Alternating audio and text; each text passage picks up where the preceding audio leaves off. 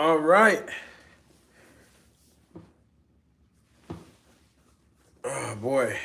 Ladies and gentlemen, members of the jury, members of the Roll the Tape film crew, welcome to another episode of Roll the Tape podcast with Manager Marty. I'm your host, Manager Marty. We have a really good show today. I'm not going to hold you all too long, but we have a lot of boxing that we need to talk about today. I mean, look, most of you already seen the fight, but we have to talk about it a little bit. Tim Tszyu gets knocked out over the weekend. We're going to talk about that. What's next for Tim Tszyu? What happened in the fight? His opponent who beat him, I called him BM. Remember when I did a live last week, a couple days before the fight, I told you I did not know how to pronounce the guy's first or the last name. And I'm talking about the guy, the opponent of Tim Tszyu. So I called him BM. So I'm going to call him BM again today. I still don't know how to pronounce his name. And then we're going to talk about BM fighting Terence Crawford. Let's talk about that because BM won, and we have to deal with the reality of him being a world champion and moving on, of course, in the sweepstakes of being unified and undefeated in his case in the 154-pound division. And then we're going to talk about Devin Haney being owed $2 million. I'm going to play you an excerpt of Oscar De La Hoya, what he said on his Clapback Thursdays, or that's what he called it. We're going to talk about that. Bill Haney responded to that. We're going to talk about that. Let's get right into it. But before I do, let me welcome each and every last one of you that's here live and live in color. So salute to you. Also salute to each and every last one of you that are watching the replay of this live. If you are here, all I'm going to ask you to do is what I ask you to do every time we go live, and that is to grab a plate, have a seat. I have some food for thought for you. If you can, and I know you can, that's why I'm asking you to do it. Can you please, I don't ask for much. Can you please click on the like button so that the like button can be congruent with the viewership, because the viewership is increasing exponentially. So if you could click on the like button, and what this does, let me tell you what it does. It allows YouTube to insert me into the algorithm. You know my channel is shadow banned. If this is your first time here, I welcome you. You might not know this, but my channel has been shadow banned for well over 8 months at this point. We know why. It is what it is. But at least if the likes and the chat can be on fire, the likes can be increased, the viewership can increase exponentially. That's one of the ways that YouTube can, of course, push the content, put us in the algorithm, not because we want to be famous around here. No, it's because the education and the entertainment value that I produce with the quality of content is going to reverberate all across the world on the YouTube boxing community. Because I can guarantee you this, everybody that's here live right now and that's here on the replay that's live, and I know this to be true, can attest to this. Whether you like me or not, whether you agree with me or not, you must admit that there's at least one thing that you have learned about the sport and or the business of boxing from this channel that you didn't know before you encountered us. Not just today, but just for the last 2 years I've been here. So I appreciate everybody for coming through here. I already know, like somebody's telling me in the comments, in the chat right now, I already know that people don't even receive my notifications. So we know the channel, that's one of the ways we know that the channel has been shadow banned, but we don't complain. We still put in the work. It don't make a difference. We still live and live in color. Double salute to my guy. He's a supervisor of the channel, member of the Roll the Tape film crew. Jeremy Austin is here. So double salute to my guy, Jeremy Austin. We got a lot of people in the chat right now. Some day one supporters are here. This is going to be a live show. I want to break down the business of boxing for you. I'm going to try to give you some entertainment. I'm going to try. I'm going to try the best that I can. But come on in. Come on in. Don't sit there with the door wide open because then you're going to let the air out. So come on in. Before you grab a seat, grab a plate. I have some food for you. Yeah, some food for thought. So grab a plate. Come on in. Have a seat. We have some boxing to talk about. Now, let's get right into it.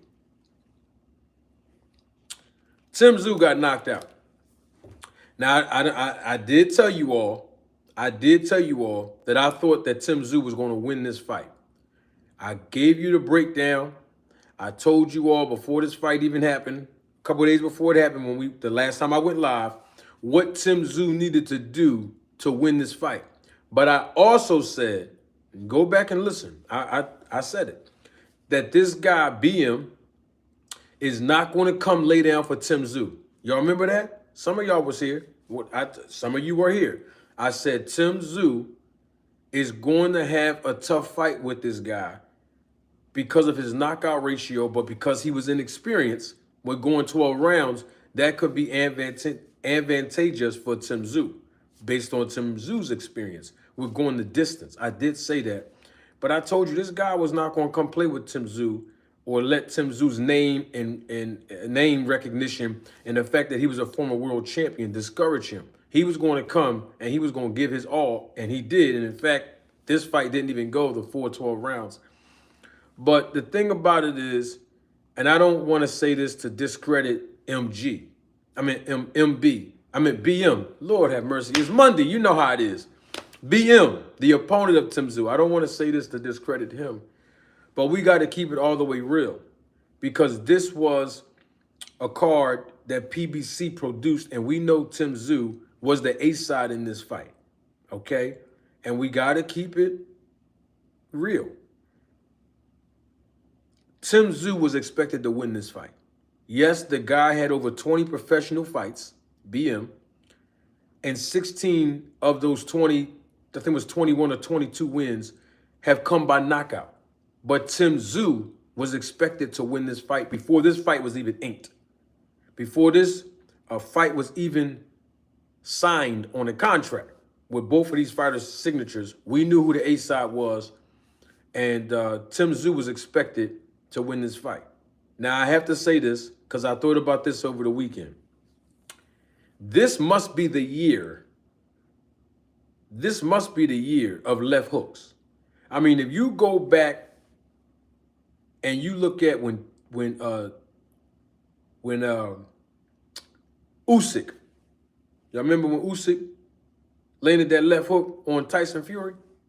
You remember when Ryan Garcia landed that left hook? You know when Ryan Garcia landed that left hook on Devin Haney? And I'm sure you were watching the fight Saturday, and BM landed that left hook on Tim Tszyu. This must be the year of not just left hooks, but this also must be the year of underdogs winning, because Tim Tszyu was expected to win this fight, and he didn't. You go on the betting odds and see that. Devin Haney was expected to win his fight against Ryan Garcia, and he didn't. And, you know, you can go back, see the betting odds on that fight. And all I'm saying is this. Nobody should be taken lightly when it comes to competing in the boxing ring. Yes, we have the A side. Yes, we have B side. We have that. But look, anything can happen in the sport of boxing. Double salute to Tszyu Boxing. She's a supervisor of the Roll the Tape film crew and a member of the channel. Always good to see Tszyu Boxing in the chat.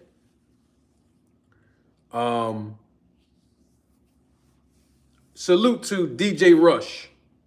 Most of you may not know who DJ Rush is. I don't know who DJ Rush is, but DJ Rush is in the chat, and I'm going to salute DJ Rush. Matter of fact, I'm going to give double salute to DJ Rush, because DJ Rush is in the chat, and I'm going to stop the whole show to give flowers to DJ Rush, because DJ Rush in the chat just said this: I'm new, but I've been watching your videos, and I really appreciate your channel's existing, and I'm glad that I found it, Manager Marty. DJ Rush, I'm glad that you are new to the live broadcast, and I'm glad that you're here. So double salute to DJ Rush. Can one person that's a part of the Roll the Tape film crew, can one person that's a part of the family, can you just type DJ Rush in the chat?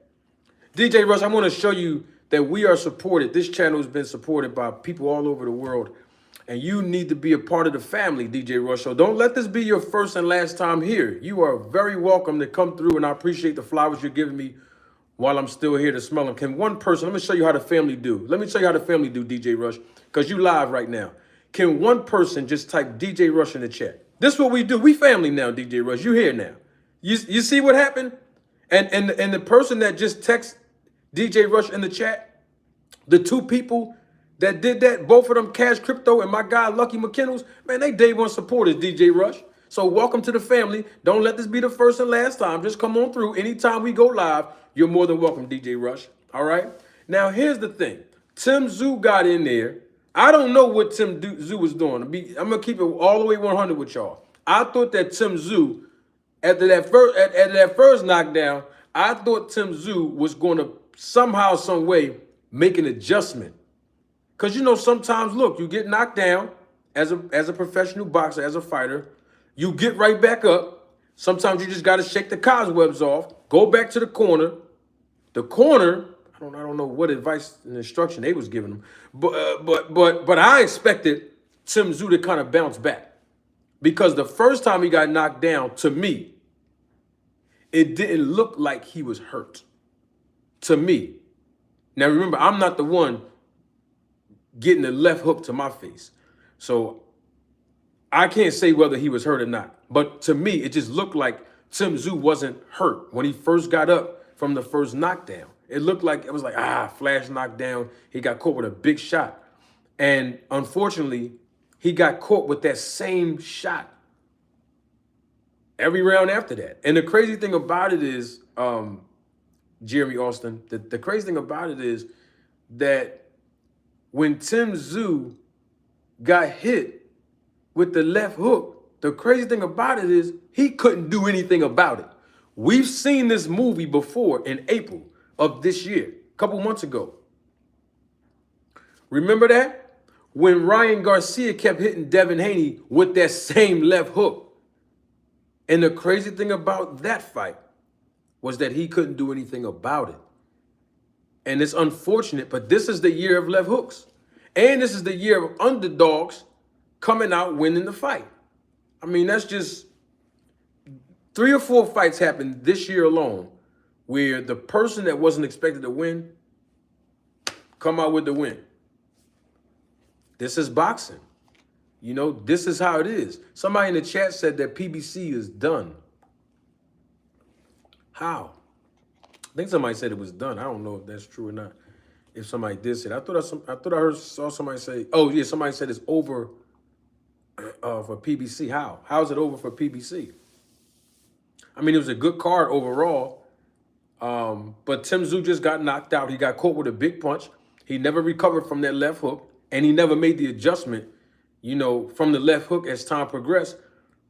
I'm surprised I'm really surprised that Tim Tszyu got knocked down at least 4 times. What was it, 4 times he got knocked down? I'm surprised. I am.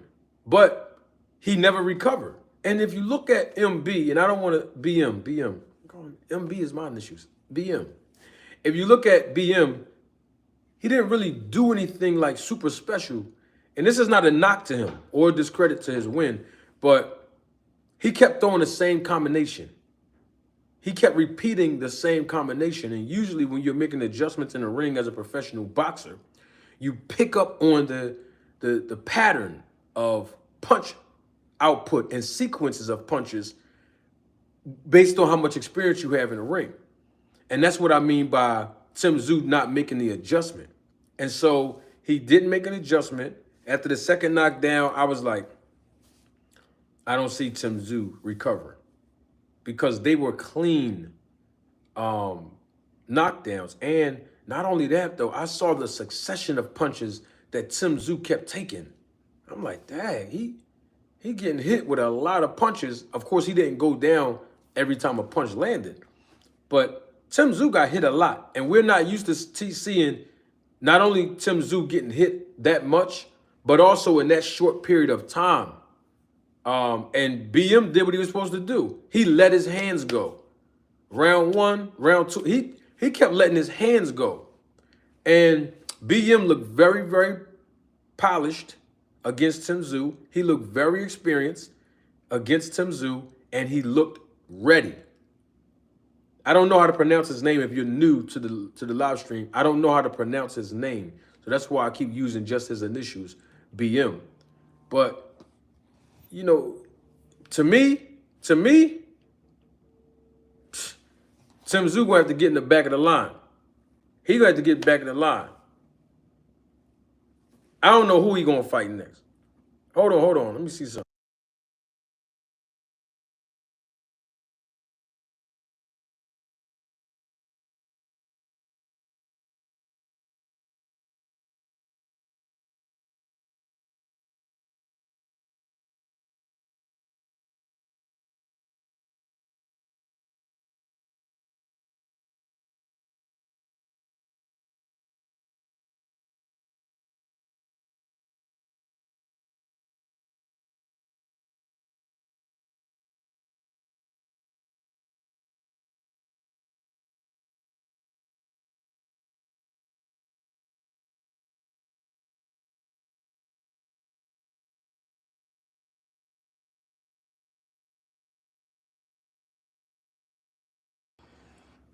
So back to Tim Tszyu. I mean, he's going to have to, I'm sorry about that. Somebody called me Mac Marty earlier. Who was that?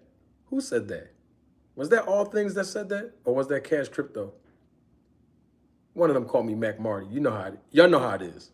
You know how it is when the phone rings. Listen. listen. Tim Tszyu gonna have to get in the back of the line.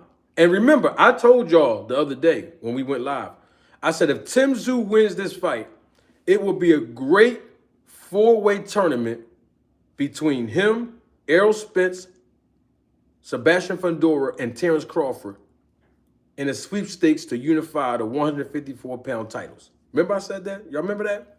Well, unfortunately, Tim Tszyu is not a part of that sweepstakes because he lost two back-to-back fights, and both of them had a world championship attached to them. And I told y'all before it was good business for Tim Tszyu to even get an opportunity to compete for the IBF title on Saturday because he just came off of a loss and lost his titles to Fundora. But good representation in this business is priceless. And he got another opportunity, another crack at a world title. And this time, of course, he lost in devastating fashion. We know that at least 60 days, Tim Tszyu is definitely suspended, which is standard protocol. If you didn't know that in the sport of boxing, when a fighter gets knocked out, because his corner came in and stopped the fight, by the way. They came, jumped up on an apron, and then somebody threw the white towel inside of the ring. This fight was over. Tim Tszyu basically was on his feet when that happened, but standard protocol, the ringside position has to, and they usually do a minimum of 60 days. It depends on how many times the fighter got knocked down, how hurt the fighter was. All this is based on the evaluation that the ringside physicians administer to each fighter after, you know, each bout. And for at least 60 days, Tim Tszyu will be suspended. And so he can't do anything boxing related anyway for the next 60 days. But going into the year 2025 for Tim Tszyu, he's going to have to fight someone of lower competition to get his confidence back up, to build him back up, to give him the confidence that he needs and lift his spirits up if he want to continue, not just in this division, but even in the sport of boxing. Because at the end of the day, this is a hard hustle. I tell y'all that time and time again. It's a hard hustle in this business, man. Boxing is a really, really hard hustle. And so, look, Tim Tszyu can bounce back. It's going to take him a while. It's definitely going to take Tim Tszyu a while. Can we? I want to stop the show just for 1 second. Can we do? I have people that's been in this chat time and time again, right, supporting the channel, and I appreciate it. Can I get one like? You know, I don't ask for much. I'm the least paid content creator, but I'm the most imitated. Y'all know that, right? I'm the least paid content creator, but I'm the most insulted. Y'all know that, right? I'm the least paid content creator, but I'm the most controversial. Y'all know that, right? I don't ask. I don't ask for much. You know, I don't ask for much. So can I just get at least one like? I mean, the viewership. I'm loving the viewership right now because it's increasing exponentially. Can I get at least one like? Can the likes be a little bit congruent? You know, with the viewership. You know, I don't ask for much. You know, I don't ask for much because I want somebody else to learn the business. I want someone else to learn the sport. So when the algorithm opens up for the show, man, somebody else gonna be able to learn something. That's all I'm saying. Hey, Motorsport Sports, where you been at, man? I see Motorsport Sports in the chat. Where you been at, man? I like when Motorsport Sports is here because every time he sees Terence Crawford name in the title, he shows up. Now, I don't know if that's the only time you show up, Motorsports, but I know that's the only time I really see you in the chat. So it's really good to see you. You know I had to put Crawford's name in the title. You know why? And I'm going to segue right into this. Terence Crawford can fight BM. You might not fight him next, but why not? I'm going to keep it all the way 100 with you. I am. I like how BM kept his hands flying. You know, he stayed on Tim Tszyu's top. He had Tim Tszyu hurt. He didn't let off the gas, and he did what he was supposed to do. So salute to him for being a world champion in the 154-pound division. But let's not make no mistake thinking that he's going to do that to Terence Crawford. Let's not make no mistake thinking that.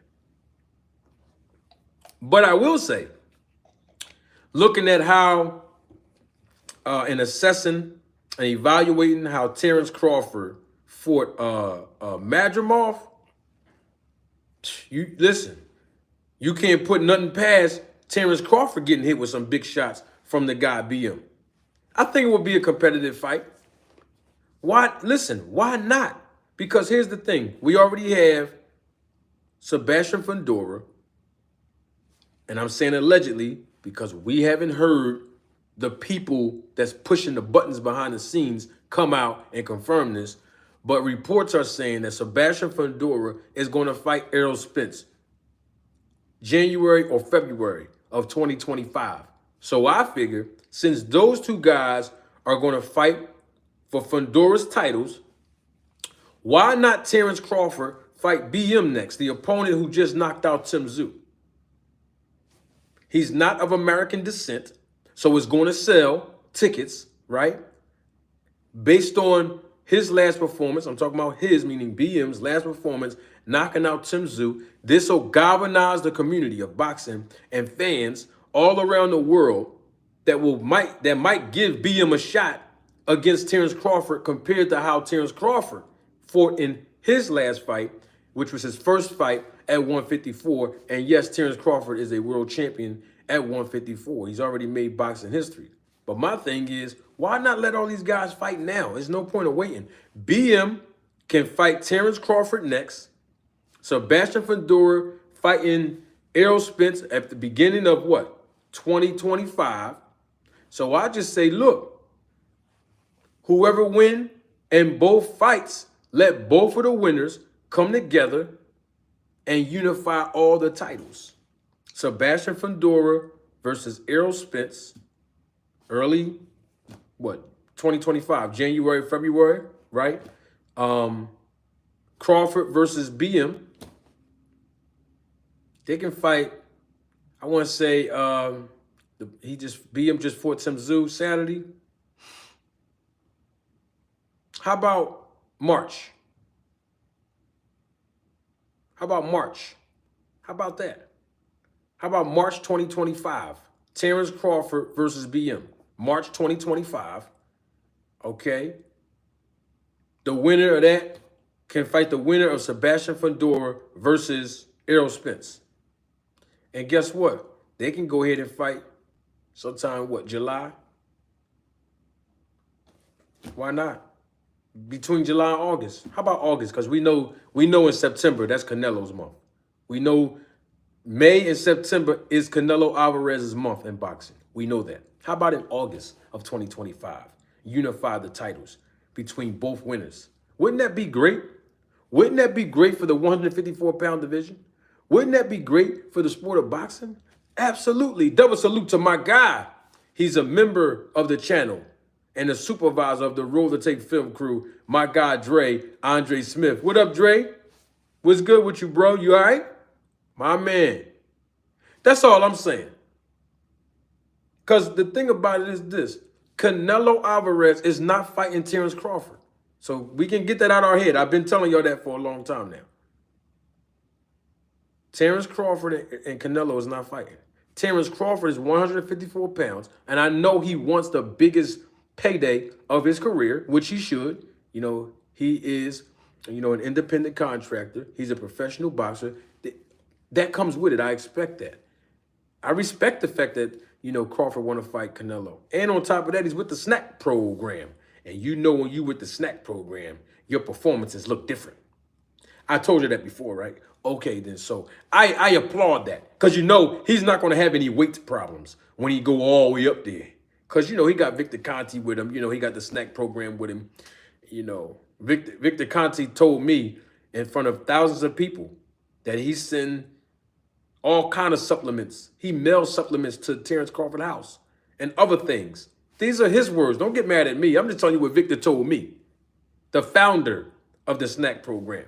The performance enhancement supplement guy. Him. Don't get mad at me. And look, even Terence Crawford told y'all. He said it. I use certain things that other fighters don't use with the snack program. That's all I'm saying.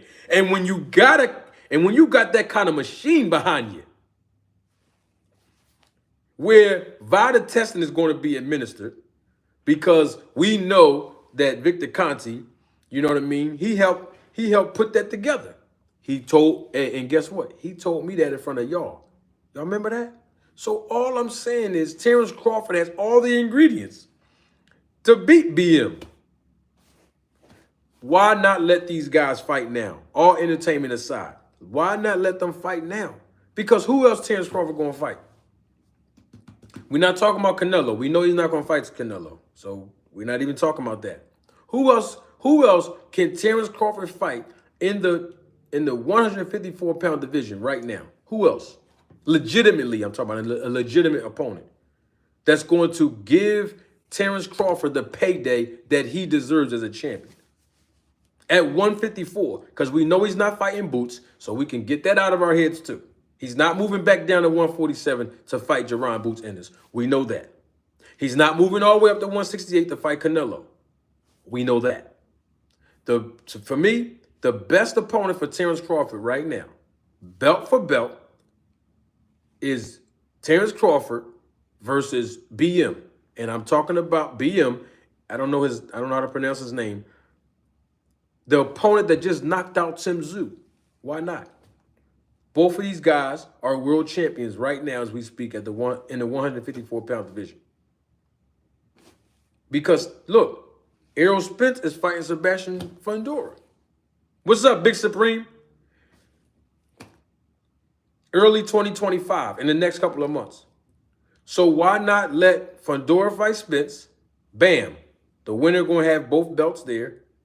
Terence Crawford against BM. Bam. The winner will have the other belts there, and then let the winner of both fights come together. Between July and August of 2025.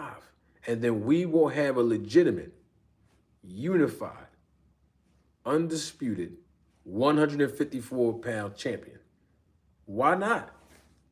I mean, I'm just saying it's good business. That's all I'm saying. It's good business, Brian King. It's good business, Cash Crypto, Creole the Traveler. It's just, that's all I'm saying. It's good business. So, because look, all right, so look, check this out.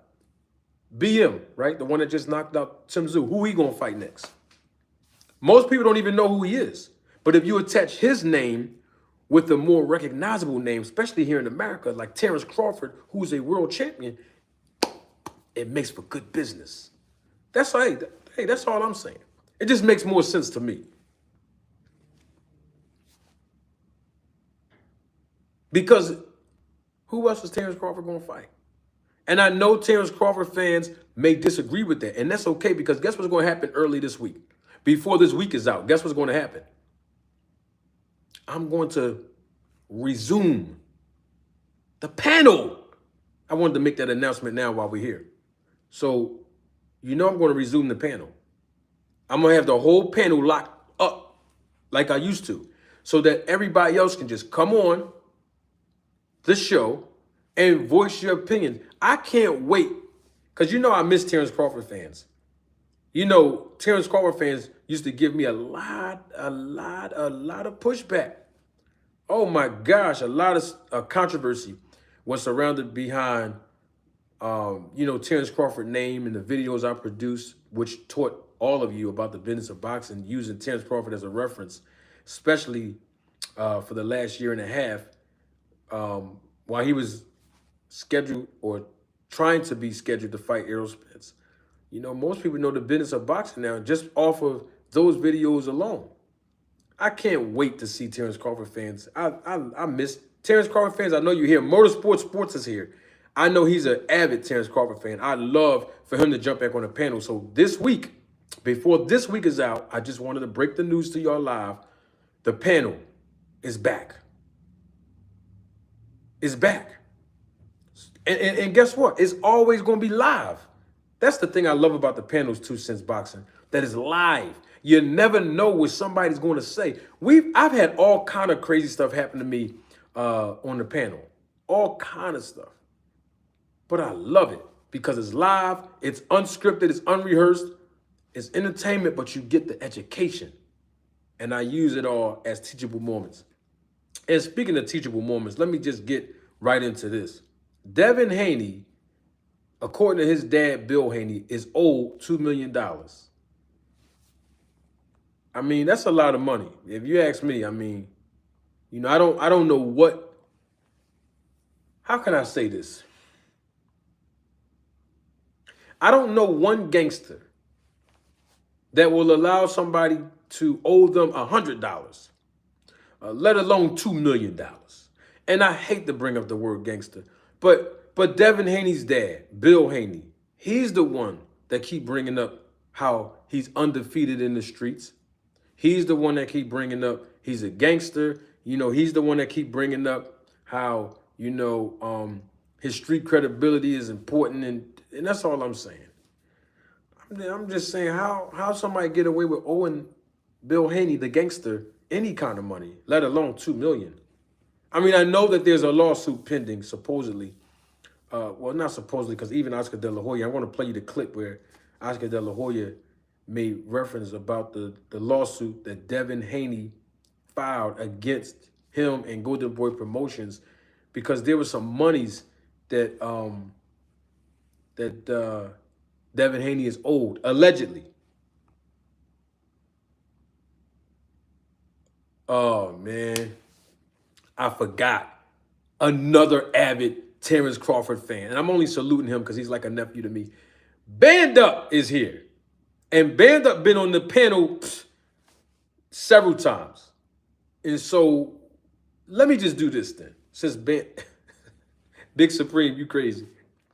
Since Band Up is here, I know Motorsports is here. A lot of Terence Crawford fans are here. And if you're not here live, I know you might be watching a replay of the live, which is great because you can also answer this question in the comments section below. Can I get another like, please?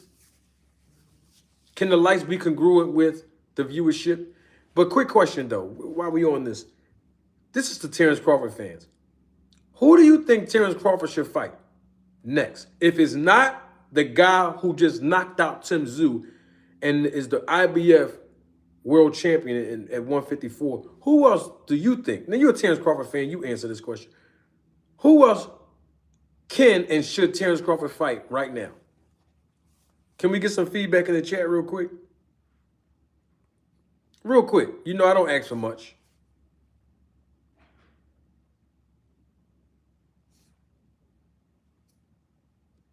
I want to see what the people are saying. What is the general consensus right now? What's up, Dean? What's the general consensus right now? Who should Terence Crawford fight next? If he's not going to fight the guy that just knocked out Tim Tszyu, because, and the reason why I'm bringing this up to give context, The guy who just knocked out Tim Tszyu, I call him BM. You know, in Philly, BM stands for baby mama. BM. BM called out Terence Crawford. BM wasn't scared. He called Terence Crawford's name out after this fight. After he knocked out Tim Tszyu, he called Terence Crawford out. Now, somebody in the chat said, my guy Lucky McKinnell's, he said that Terence Crawford possibly should fight Teofimo Lopez. But the thing about it, Lucky and everybody else that think that about Teo's too small for Terence Crawford. Now, Teo is he's a big guy. We know that Teo is bigger than the weight class that he's in. But I just think that Teo is too small for Bud. But it'll be a good money fight, though. But I'm just trying to figure out, Tracy, who should Terence Crawford... Okay, let's say not Teo, because Teofimo is not in the 154-pound division. So let me reframe the question. Who do you all think that Terence Crawford should fight in the 154-pound division now? Because I'm telling you right now, and I don't want to throw no shade on Terence Crawford, because when I say stuff, people, you know, they say I'm hating, right? But Terence Crawford's resume shows us time and time again that he hasn't really fought any stiff competition. I mean, no disrespect to Errol Spence. We know that wasn't the 100% Errol Spence. No excuses. Errol Spence lost to Terence Crawford. Okay, we gave Terence Crawford his credit for beating Spence. He beat Spence. But I'm just trying to figure out who else can he fight. I'm talking about legitimate competition, like legitimate opposition, because his whole career hasn't had consistent competition, like people that can really, really beat him. So I'm just trying to figure out if it's not this guy, the guy that just knocked out Tim Tszyu, who has a title, 154 pounds, who else can Crawford fight? Somebody's saying Virgil Ortiz. When the last time we've seen Virgil Ortiz fight somebody? In fact, not even that. But Virgil Ortiz is too small for Terence Crawford. I'm talking about at 154. Band Up says that Kell Brook were all great fights for Crawford. We went down this Band Up a year and a half ago. I walked all of you. I dog walked all of you Terence Crawford fans when y'all brought up Kell Brook. I already did that. I don't want to go rehash that. Kell Brook was already damaged when he fought Crawford, and we all know that. And he was coming off of a 2-year layoff. We already know that. Remember, we talked about that. I don't want to rehash that. I'm just trying to figure out, is Crawford going to fight this guy right here? Because if he's not going to fight the guy that just knocked out Tim Tszyu, I want to know who. Oh, wait a minute, Big Supreme. Maybe I stand corrected. Virgil Ortiz is at 154 now? See, I've been going for a minute. Okay, so Virgil Ortiz. But I'm just saying, I haven't seen Virgil fight in a while. Terence Crawford just fought, so I don't know if... I mean, Virgil Ortiz have been calling Terence Crawford out for a while.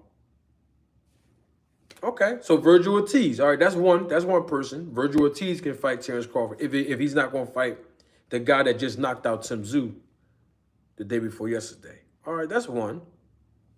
Yeah, that's one. Jamel Charlo. That's another person.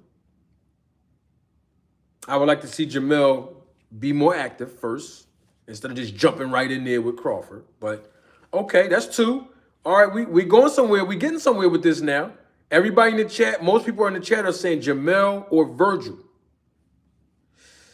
But people are telling me that Bud is not going to fight the guy that just knocked out Tim Tszyu. But the guy that just knocked out Tim Tszyu called Bud out. He called Crawford out. I say he should fight him next. But that's good. Virgil Ortiz or Jamel. Because I thought Virgil Ortiz was still at 147. We need him to, if he fight Jamel, I'm going to need Jamel to fight. He got to fight somebody first. He can't just, I don't think it's wise for him to just jump right in there to fight Bud. And we haven't seen him be as active as he should have, as he should be.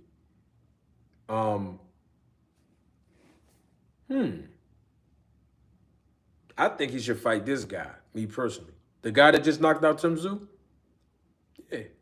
The guy has power. He's undefeated.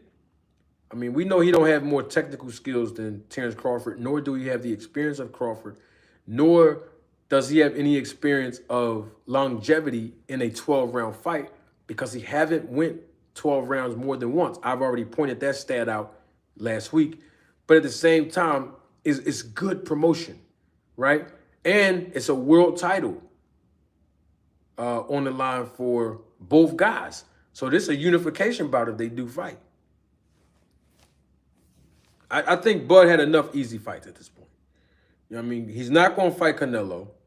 I've already talked about that. So that's all I was asking before we get to Devin Haney being owed $2 million, allegedly. Because that's what he's suing Golden Boy Promotion and Oscar De La Hoya for. So, all right, so look, how about this? Oh, wait, somebody's saying that Big Supreme, I'm a Big Supreme, I'm going to do some research on that. Charlo is fighting Jesus Ramos in December. That's a good fight. I like Jesus. I like Jesus Ramos. I like him. I mean, he's a big 154 pounder. You know, I think it's about time for him to move up. But I like Jesus Ramos. Haven't seen him in a while, but that would be a good fight with him and Jamel, because Jamel Charlo was going to have to erase the memory of what happened when he fought Canelo. Now, it was a great payday for him. You know, when he fought Canelo Alvarez in the middle of this year, in May of 2024, he just got to erase that memory and that taste out of people's mouth and mind of what happened to him. I think one more fight, and then he'd probably be ready to compete against Crawford. I'm talking about Jamel Charlo. So we're getting some, I like the feedback we're getting in the chat. That's why I asked that question, get some feedback. I like that. Let me play something for y'all. This is a clip from Oscar De La Hoya. He made some references about the Haneys, particularly because Bill Haney made a reference of him and his son. Well, technically his son, Devin, being owed some money, millions of dollars, which is why the lawsuit is in place against De La Hoya and his company, Golden Boy Promotions, for the fight between Devin Haney and Ryan Garcia. Here's Oscar De La Hoya. Time for the only segment in boxing that gives you the facts and makes you laugh. It's Clapback Thursdays, motherfuckers. All right, we took a week off since news was slow, but this week is a whole different story. This is long overdue, but I had to get the legal facts in order before clapping back. A few weeks ago, the Haneys filed a lawsuit in the state of New York against my fighter, Ryan Garcia, for battery, fraud, and breach of contract. The Haneys also named my company, Golden Boy Promotions, in the lawsuit because they want a full accounting of Devin's fight against Ryan. They want to see my books. They don't believe the fact that Garcia and Haney only did a little over 300,000 homes, and they've been paid what they are owed. They want more money that doesn't exist. Number one, Bill, we live in the same fancy neighborhood in Henderson. You could have knocked on my door and simply asked to see my books. We have told you over and over that this fight just didn't sell. Those are the facts. Number two, you guys are suing Ryan Garcia for battery? You do know your son Devin is a professional fighter, right? Based on battering other opponents. Claim I've ever seen in the 4 decades I've been involved in this sport. And now, Bill, you're going to say that Ryan was doped up for the fight. The traces of Austrian was so minute that professionals have said it didn't even matter or make a difference. The truth is simple, that your son couldn't block the left hook. He couldn't stay on his feet with those nasty Uggs he was wearing. And he couldn't handle Ryan Garcia. Point blank. All right, that's enough. We heard enough. Thank you, Big Supreme, for correcting me. I don't know what made me say May. I don't know, like I said May of of 2024, when I know Canelo just demolished two guys back to back. I think that's what it was. Canelo just demolished Berlinger. We know that last month. Then in May, he cherry picked that guy, which it is what it is. Both of those guys were young. Both of those guys were undefeated. But yes, he fought Charlo September of 23. I don't know what made me. Sorry, Big Supreme in the audience for that. Let's get back to, and thank you again, Big Supreme, for correcting me. I think my mind was working faster than my mouth. And I'm focused on segueing into Devin Haney because Oscar De La Hoya says something that was interesting because, typically we don't hear the promoters come out. I'm talking on YouTube. We don't hear the promoters, come out and actually give up the actual numbers of pay-per-view buys. We usually get that information from people who don't even know what they're talking about. Let me be more specific. Like the guy, Rick Glaser. For some reason, he liked to come out and talk about the pay-per-view buys that everybody else is doing, particularly at PBC. But Oscar De La Hoya, a promoter, finally comes out and he says that the fight didn't sell. And I'm talking about, he was referring to the Ryan Garcia versus Devin Haney fight. That this is De La Hoya. This is his words. We don't have any, you know me, I like documentation. But De La Hoya, the promoter, said that it only did a little over 300,000 pay-per-view buys. And the money just wasn't there. And he also said, y'all just heard him, that Devin Haney was paid every piece of penny that he was owed by De La Hoya in Golden Boy Promotions. We know that Bill Haney is talking about in the tweet he should pick up the money since he heard De La Hoya say we live in the same neighborhood. He said that he'll pick up the money, go to De La Hoya's house and just pick up the 1.9 million that his son is owed. And I want to say this because De La Hoya made a reference in a tweet and also in that video. And I'm going to read the tweet because I have a comment to make on that because I've been trying to say, not trying to, but I've been saying this time and time again when we talk about Bill Haney. And people always keep telling me that I'm hating on the Haneys. But Oscar De La Hoya said something literally 3 weeks ago. On October 1st, he tweeted, this was Oscar De La Hoya's comment on X, formerly known as Twitter. He said, enough is enough. Every fighter who has worked with Golden Boy has always been paid exactly what they are owed and given all documents they were entitled to, period. Any suggestion to the contrary is simply false. If the Haneys are still having trouble understanding their contract, we will be happy to walk them through it again. Those were the words of Oscar De La Hoya that he tweeted on X, formerly known as Twitter, on October the 1st at 3:19 p.m. So it's the last part that I wanted to emphasize. If the Haneys are still having trouble understanding their contract, we will be happy to walk them through it again. All I'm saying is, this is why Bill Haney, and I've been saying this, everybody in the chat knows this, everybody watching me live knows this, everybody that's watching a replay of this live knows this. I've been saying time and time again, for literally like a year and a half, like consistently, that Bill Haney needs to go in the background and learn the business of boxing.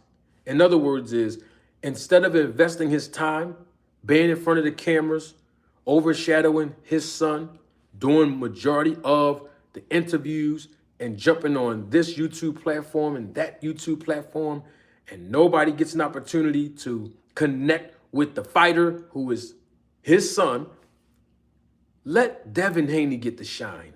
Let him do all of the publicity, right?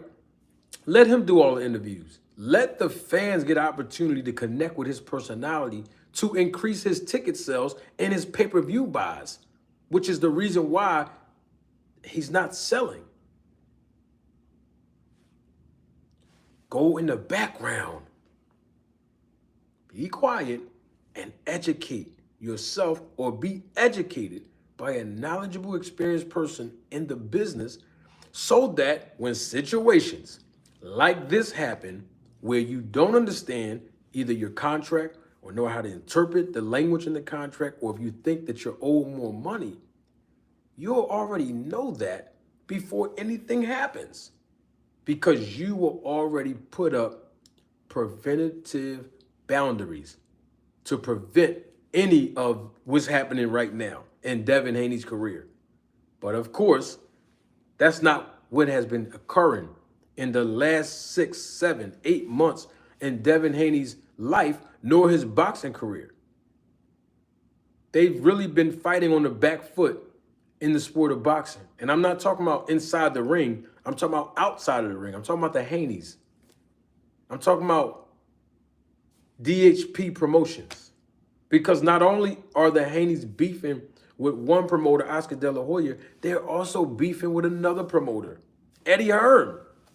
By the way, according to court documents, and I read it, so I know it's true, De La Hoya had to advance Eddie Hearn in Matchroom $300,000. I'll tell you all why later on, but the point that I'm trying to make is if Bill Haney understood the business, the beef that he's having with these two promoters wouldn't even be beef. Because you know why? It wouldn't happen. There wouldn't be too many misunderstandings when you know the business, when your business is in order. That's all I'm saying. And all Bill needs to do is work on the business side, because that's what's going to revive Devin Haney's career. The decisions that the business guys make behind the scenes, not these lawsuits. And I know that they may feel like there was an injustice done, and I'm nobody to tell somebody else that they shouldn't file a lawsuit. But what I'm basically saying is learn the business. Because if you really think about this, and I know people are going to get mad at me, but you know, I don't want to start no controversy. Okay, I do want to start some controversy. But the reason why is because it galvanized people's attention to learn the business, as I'm using it as a teachable moment, right? We know this to be a fact. Devin Haney does not have a legitimate trainer. He just doesn't. And he did not have a legitimate trainer. We know that Bill Haney is not Devin Haney's trainer, but Bill Haney is the second in the corner. He's the chief second, right? And that backfired on the Haneys. We also know that Devin Haney, how can I say this? I'm just going to say it. We also know that Devin Haney went to Victor Conte. We know this. Don't we know this? Bill Haney walked his son into Snack originally to help Sean Porter prepare his fights. Y'all remember that? And all of a sudden, for the last 10, 11, 12 fights, Devin Haney has been with the Snack program. So his strength and conditioning coach has been not just a famous, but an infamous Victor Conte. A guy who we all know helped professional athletes, including boxers, cheat. Not just using illegal banned substances, but also being able to circumvent drug testing and being able to beat the drug tests. We know that. So that's two things right there. Two decisions right there. Two decisions that were made on behalf of Devin Haney's career. And the third decision that was made on behalf of Devin Haney's career is that his entire career, irregardless of whether he is the CEO of DHP, we know he has signed with multiple promoters and guaranteed contracts with them. These are three things that happened. I'm not making this up. This is what happened. He never had a legitimate professional boxing coach consistently who understands boxing and who can really, really take him to the next level and really work on his infirmities. That's number one. Number two, he's associated himself over the last 12 fights with Victor Conte, drawing more suspicion and hovering over the drug testing and everything else that Victor Conte does, and the suspicion and everything else that come with the association, just the mere association with Victor Conte and the snack program, which has, and we know this is true, which has enhanced Devin Haney's performances. Devin Haney told y'all in a Netflix documentary last August, it is performance enhancement, but without the drugs. That's a direct quote from him, right? So he has no trainer. His performances always are being enhanced. You see his physique. He looks like Lex Luger back in '96. Anyway, he's always coming to these fights where he's competing at a high level against other opponents who were much smaller than him.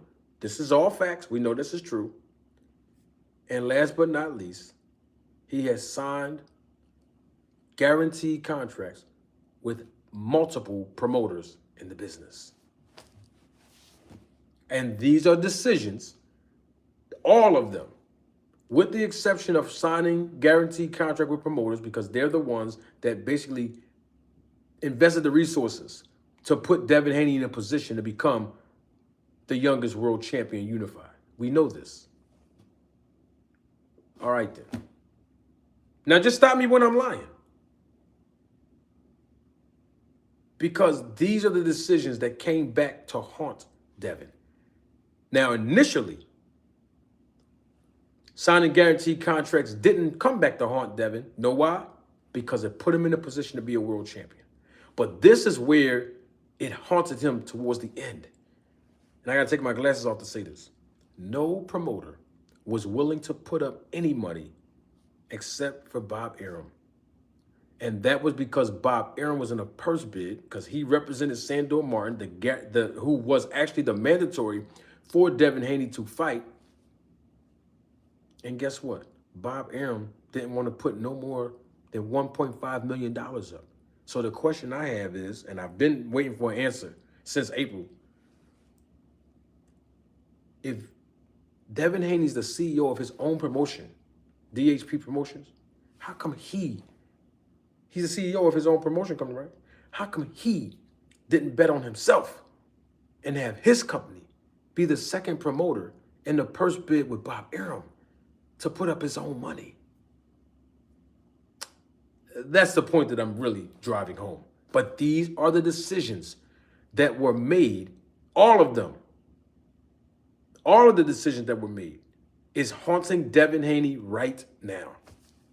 And if you don't believe me, I got one question to ask you before we go. Just one. Just one question. When we going to see Devin Haney fight?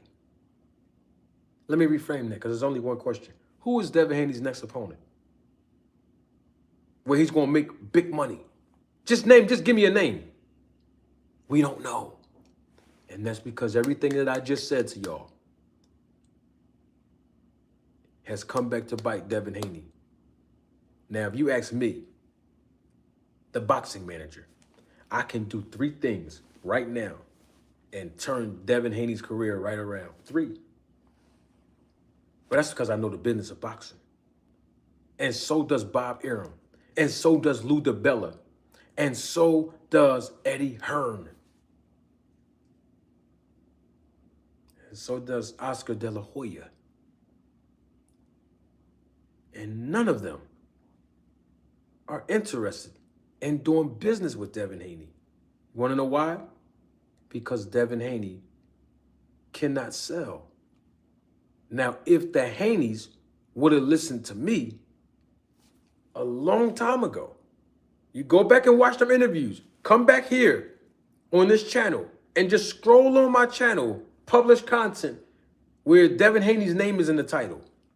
I guarantee you, you're going to hear me tell you what Devin Haney and them should have been did to secure their biggest payday fighting Tank Davis with all that talking that they was doing, calling Tank Davis out. Y'all remember that? I told the Haneys to go over there and sign with Al Heyman, the black man, since everybody keep doing black solidarity. Remember that? Did they listen? Nope. Now, none of the promoters want to do business with the Haneys. Not just because of the antics of his dad, that's not important, but it's because Devin Haney can't sell as much as the promoters want him to sell based on how much of the monetary resources they have to invest. No one wants to lose money in business, especially intentionally. So that's all I'm trying to say. If you don't believe me now, and it's okay, it's okay if you don't agree with me, but just answer this question. Who is Devin Haney's next opponent that's going to generate him big money? That's going to generate him the biggest payday of his career right now as a world champion? I thought so. Double salute to John. Thank you for joining the channel as a member. Thank you for coming through. And listen, I'm doing way too much talking. Don't take my word for it. Roll the tape.